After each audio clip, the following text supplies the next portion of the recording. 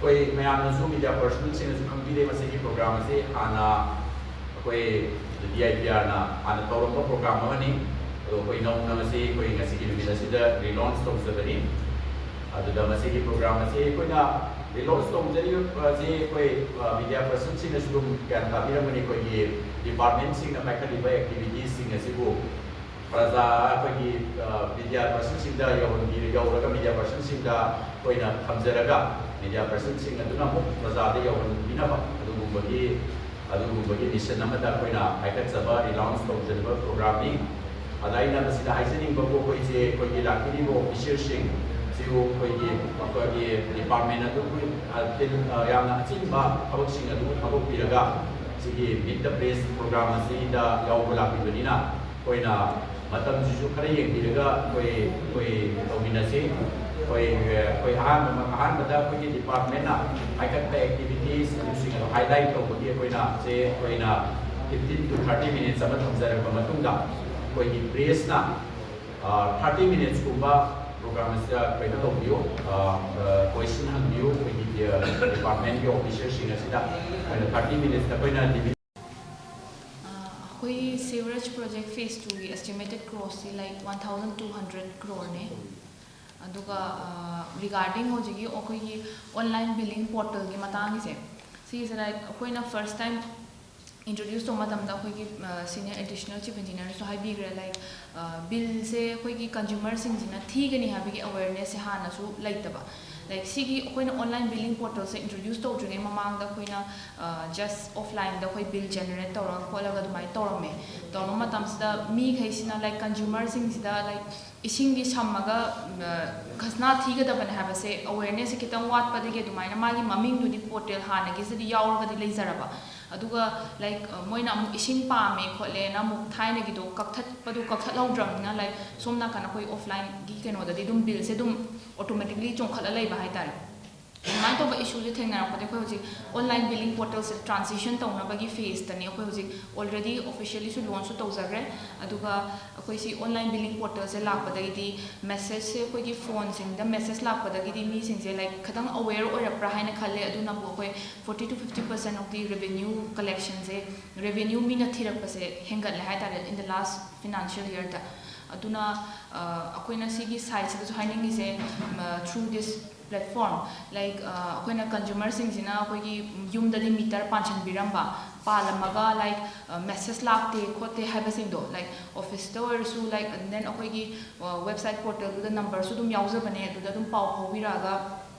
कोई की regularize तो भी ना बा message लाग तब सिंग दूसु regularize तो भी हो and then कोई की connection की चे पाई तब सिंग दूसु फजना regularize तो भी हो कई किन्हों हम तो कोई होजी SCADA system मना मला इसे सीगी सिना कोई की इसिंग जे क्या म्याम ना कोई ना produce तो री and then consumer end दा क्या फंगी के है बसे सीगी से system से हेक लाग वो मतम ददी कोई ना फजना fully fledged और ना सीजन वो मतम ददी consumer सिंग जिना इसिंग से कराई द unauthorized connection लाइब्रा कोई perhaps कोई easily उवंगा मक्रो बने on a screen अदुना सीगी platform सीगी chance लौज़र रगा like consumer सिंग दुना office तम तंग ला अगर regularize तो भी connection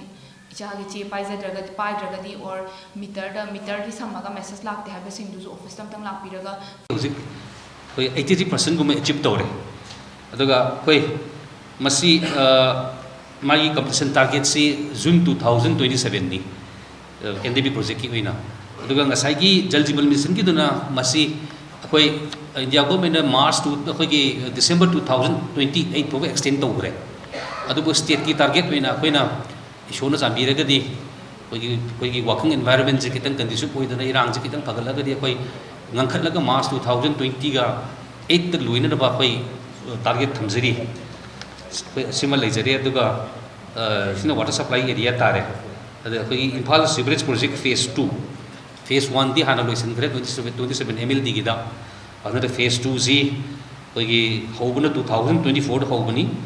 target completion se koi 2027 ne thami aduga magi physical progress se ausi 50% loiselle अदुगा अतोप प्रोजेक्ट से कोइना प्रोजेक्ट से कितंग लेफ आउट तो बखलो बोय ahoba urban area गुम्बा दना खोगी अमृत phase 2 दा कोइना include तोना बोना जे अदुगा अतै प्रायोरिटी एरिया लाकबा सिंग खोगी ꯑꯗꯨꯝꯕ ꯁꯤꯡꯗꯨꯅ ꯑꯩꯈꯣꯏ ꯁꯥꯁꯀꯤ ꯄ꯭ꯔꯣꯖꯦꯛ ꯃꯈꯥꯗ ꯑꯩꯈꯣꯏ ꯊꯕꯛ ꯂꯧꯈꯠꯆꯅꯕ ꯍꯣꯠꯅꯖꯩ ꯃꯁꯤꯅꯤ ꯑꯩꯈꯣꯏꯒꯤ ꯃꯦꯟ ꯄ꯭ꯔꯣꯖꯦꯛꯁꯦ ꯑꯗꯨꯒ ꯁꯝꯂꯞꯅ ꯑꯩꯈꯣꯏ ꯑꯔꯕꯟ ꯋꯥꯇꯔ ꯁꯄ꯭ꯂꯥꯏꯗ ꯁꯨꯝ ꯗꯤꯇꯦꯜ ꯑꯣꯏꯅ ꯍꯥꯏꯔꯕꯗ ꯑꯩꯈꯣꯏ all together 17 water treatment plants located at 14 various locations in Greater Imphal area. Sigi mayam puna honabada akhoi locations se Kangchup, Singda, Chinga, Tangla, Kumbalampak, Porompat, Koirengai, Kanchipur, Ningthiampukri, Irilbung, Pol Tumbudong, Moirangkhong, Siksujabi ward number 17 and Singkhai Ching si ki mayam khoi sida lei water treatment plant location 14 sida leiribasingsina akoi sidagi ising pinanaba Imphal area se akoi kan honajabani adu mainly akoi ni amna panjining si akoi Chingkhai Sing water treatment plant 45 mldc under state plan adigi Thobal dam digi lauraga masi akoi leisare loiraga hoji launch torga handaki akoi na panjining bada handaki mi gi home dagi 2023 gi hogiba irang matam sida akoi singda su sigiba Kangchupsu functional oibe yaraktraba adi marki water treatment plant leibasina di supply to konadaba adana akoigi Singkhai Sing water treatment plant na masina Imphal area si cover fajana togibani adana akoigi sigi achievement se makoi di mayam da thamjiningi masi akoi gari bog yongna sing koi pizare magi design si akoina 135 LPCT da towi aduga akoi Imphal urban area da hanta akoigi atopa lamdigi pata tadana ba akoi introduction of smart water meters sima ko install towi duga akoi online billing portal se habdok serabani online billing se ama isa gi phone number da tawga billing system ji laaga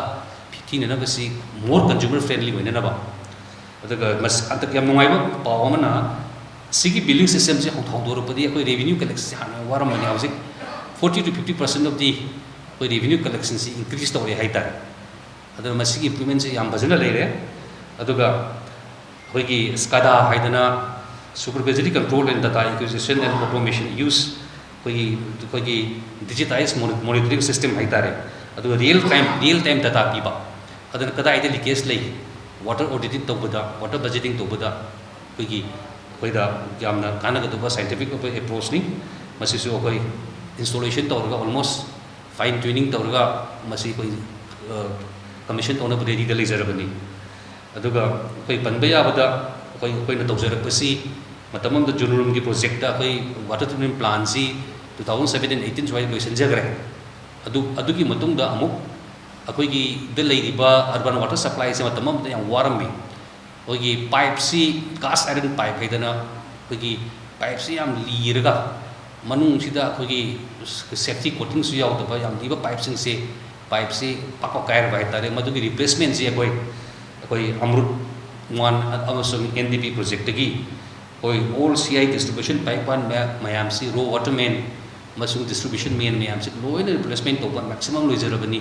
adu khogi apapa ising si pelavan bi damakta pipeline si andar karoiba hojigi DI pipe si di manung da khogi cement layer coating ma yawi aduna mangonda napsan bi chang adu to bot mayam si akoi da khogi consumer user friendly weba aduga pipe si khogi water quality maintain tawna badu yang kana pipe mo oiba new technology ni adigi mu madu tawlo na matungda khogi equitable distribution haidana jaga khuding khidi ising piba matamda khogi tail end na khara kai soli adana aduga ma hai khogom dar kalli kaina sumaina leiba sing si khoi chu adusu equitable distribution ki pandam da koi chanjena baidana NDP project phase 3 da khoi lokut pase sida khogi